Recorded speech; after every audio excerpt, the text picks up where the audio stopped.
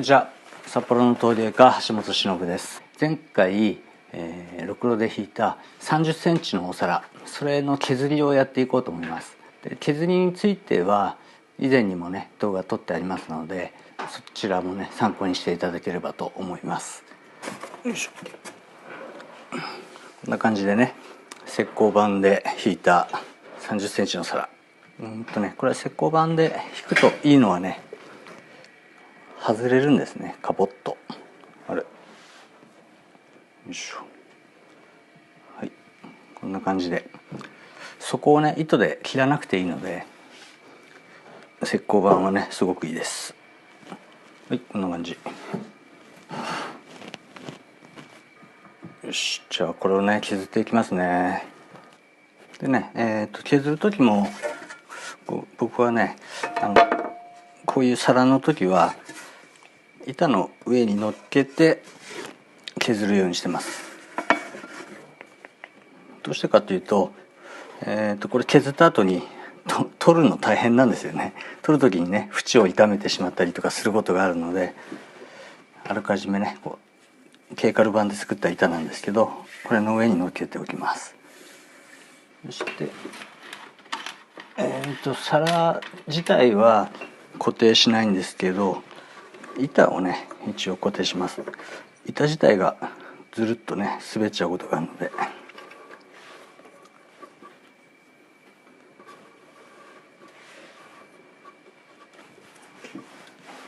そしたら中心を取ります。とにかく中心はいつでもしっかり取りましょ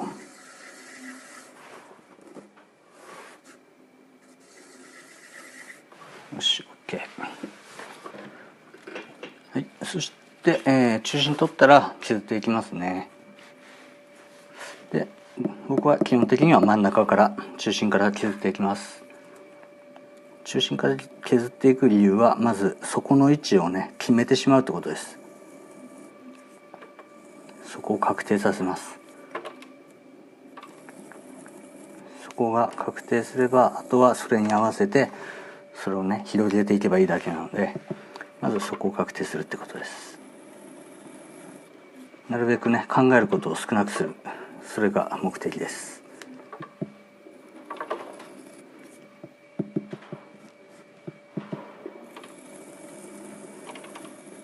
この厚みの確認はねこうやって音でやってるんですが、こればっかりはある程度の練習がね必要だと思います。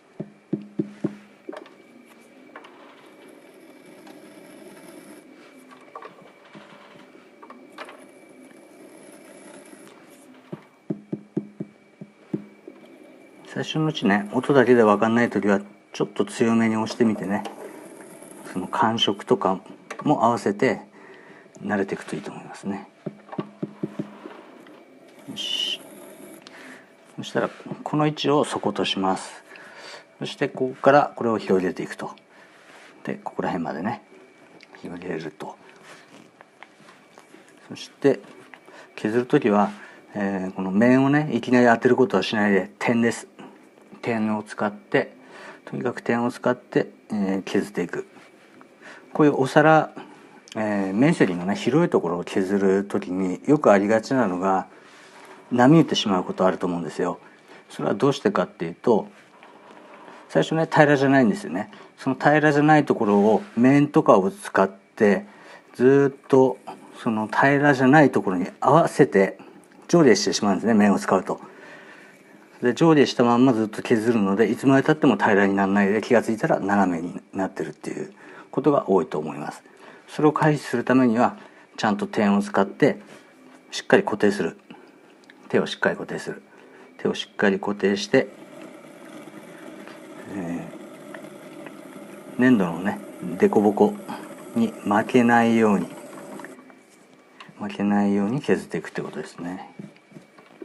これはどうしても、面で削っちゃうと負けてしまいます。それはもう誰がやっても負けてしまいます。最初からねこっちの面がねしっかり平らだったりとかすればいいんですけど、そうとは限らないことが多いですからね。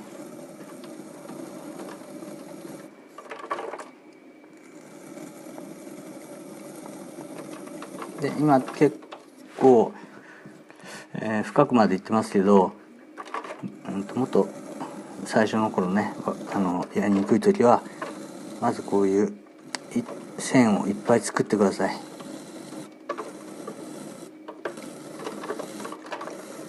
この時にねこう土が凸凹になってるというか波打ってるのをね多分指先で感じると思うんで、それに負けないようにしっかり固定するということです。押し付けない方がいいです。押し付けるとどうしてもその波を拾ってしまうので固定です。待ってる感じです。例えば今ここから少しずつ下ろしていきますね。でちょっと下ろして当たったところでそのまま固定。そうすると出っ張ったところだけが削れていきますね。これを繰り返します。あんまり深くまでいかない。最初は深くまでいかない。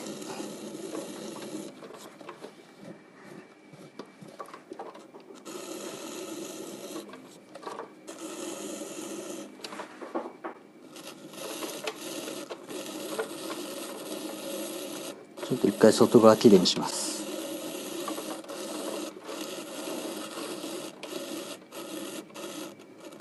こういう時もまずは点を使ってこう迫ってくる土にね負けないように点を使って削っていきます。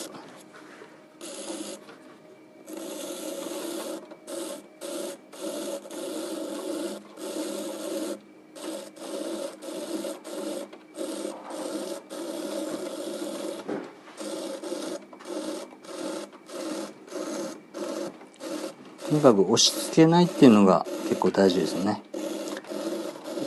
ずっと押し付けてるとずっとそのね粘土の凸凹なんかを拾ってしまいますんで、押し付けないで、待つってことですね。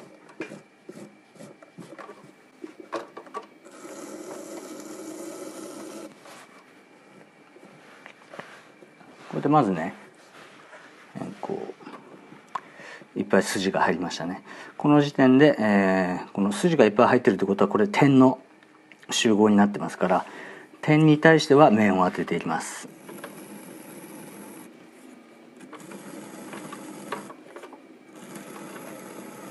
この時も今やってるのは、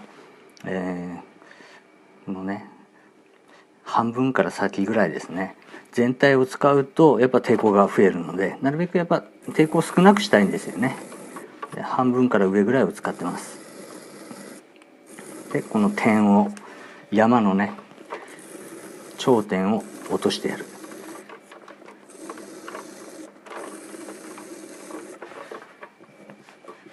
こうするとだいぶ面になりましたね。そして面になったらまた点でやります。分かりやすく言うと、面には点を、点には面を、そういう感じでやっていくといいと思います。じゃもう一回点で一通りやっていきますね。この時にねこう回しながらずっとこうずらしてきてもいいんですけど、まだね今練習中だって人はまず一周一周しっかり確実にこう固定すること、固定してね、抵抗がなくなるまでその場で待つ。でそんなに深くしない。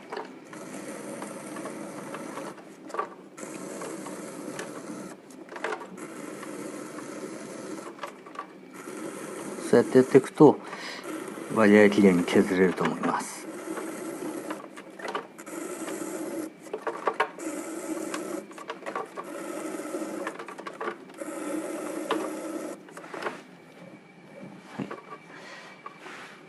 これでまた点がいっぱい出てきました。そしたらその点に対して面を当てていきます。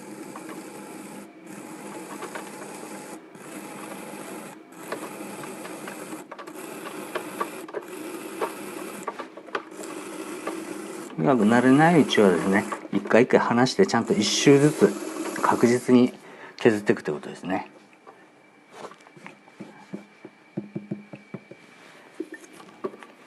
これ音の違い分かるかな、聞こえるかな。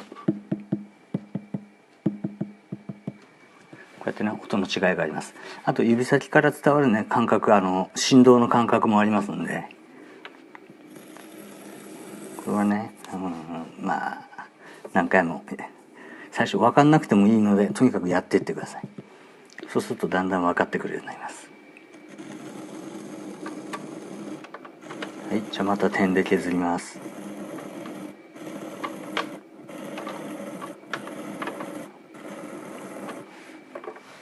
慣れないうちはとにかくこうやって細かくやっていってください。時間はねやっぱこうやってやるとかかっちゃうんですけど、こうやってやればちゃんとできますから、丁寧にやればちゃんとできます。これをはしょってね、ついついガーってやっちゃったりすると下手くそになっちゃうんですね。はい、じゃあまたこれ面を当ててきます。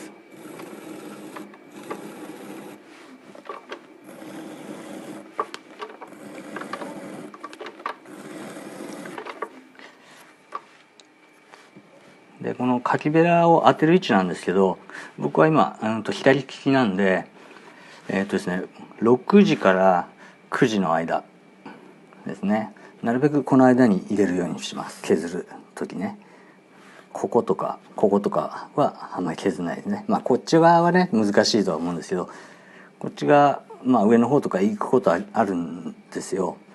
でもなるべく手前の方がいいです。その方が安定しますね。まずこうやって持ってる時ね、この腕の支点っていうのは肘のあたりにありますよね。支点から力点っていうんですか、先端がね離れれば離れるほど力不安定になりますよね。そうするとどうしても負けてしまうので、なるべく支点から近いところ、手前の方がいいですね。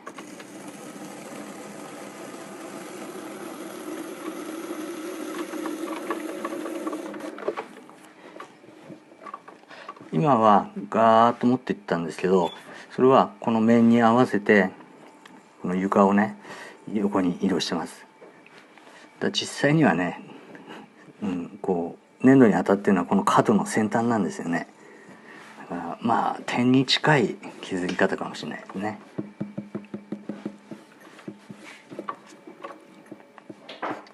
そしてこれで音またね聞いてみますね。ここの音とここの音ね違いますね。でこれは真ん中の方が響きやすいっていうのもあるんですけど、こっちの方が若干厚いからっていうのはあります。もうちょっとね平らにしてます。まだ少し真ん中の方がへこんでる状態ですね。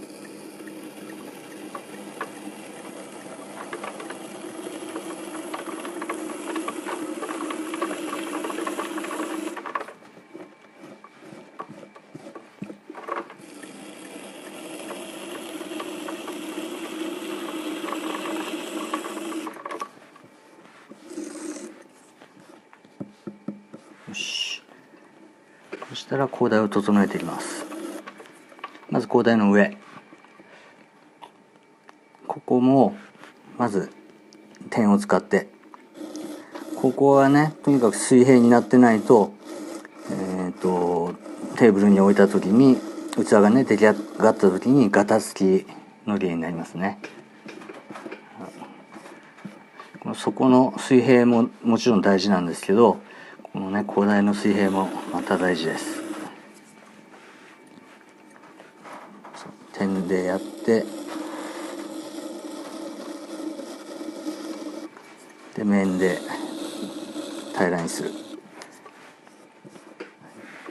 そしたらあとはね高台をそれぞれ自分の好きな形とかっていうのがあると思いますので、高台を削っていきます。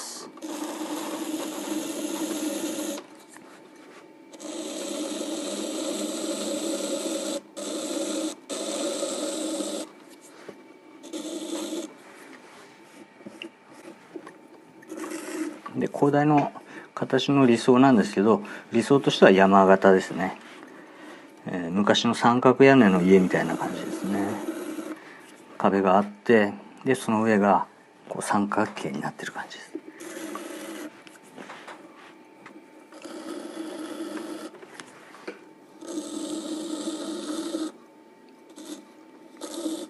それもね以前の動画で多分、説明してると思うんでね、そちらまた是非見返してみてください。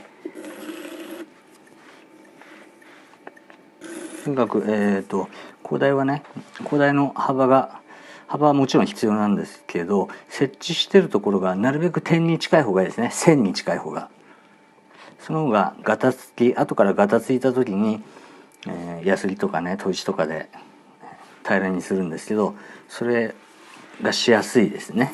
尖ってる方がね、とても理にかなってます。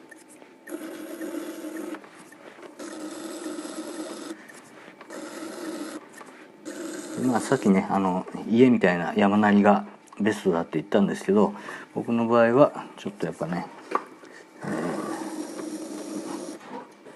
ちょっとね洒落た自分の特徴的な広大な作りっていうのがあるので、そういう感じにしますが、それでも基本的には一緒です。先端が尖っていて、設置面積をなるべく少なくなるようにしてます。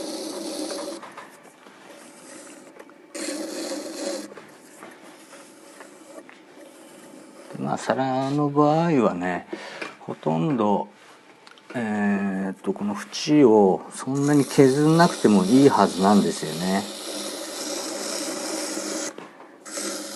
ちゃんと作ってれば、前回の作った時のね感じでちゃんと作っていれば、この縁の部分っていうのはそんなに厚くなってないはずですから、最後広げて終わってるんでね。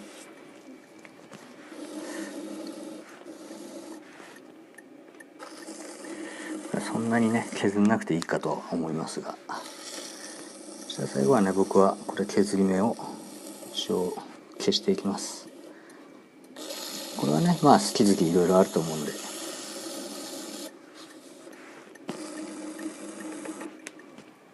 僕の土はね結構粗いので削り目が結構がっちり出ちゃうんですよね。なので一応こうやって削り目を押さえて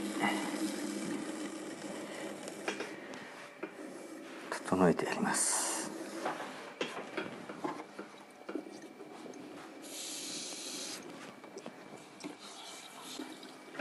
よし、いいかな。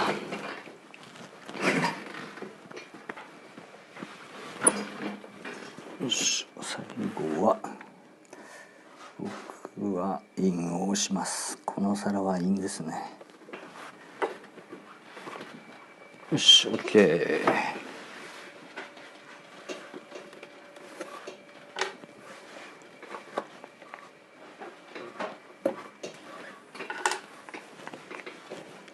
でこうやってね、この下にね亀板とか置いてないとこれ取るのすごい大変じゃないですか。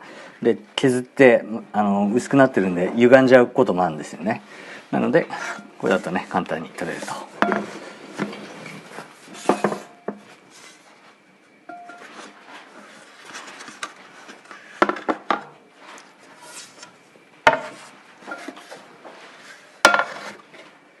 よし、 OK です。はい、どうだったでしょうかね。はい、こんな感じで削れました。そうですね、こういうお皿とかの削りはやっぱりねよりこの抵抗がね大きくなるんで、しっかり点を当ててその後面で削るっていうのをやっていけば大丈夫です。横着しないでやりましょう。はい、今日はねこんな感じで終わろうと思います。過去にもねいろんな、こういう削りの動画とか作りの動画とかねいろいろありますんで、また改めて見返していただければと思います。それじゃあまた次の動画楽しみにしていてください。バイバイ。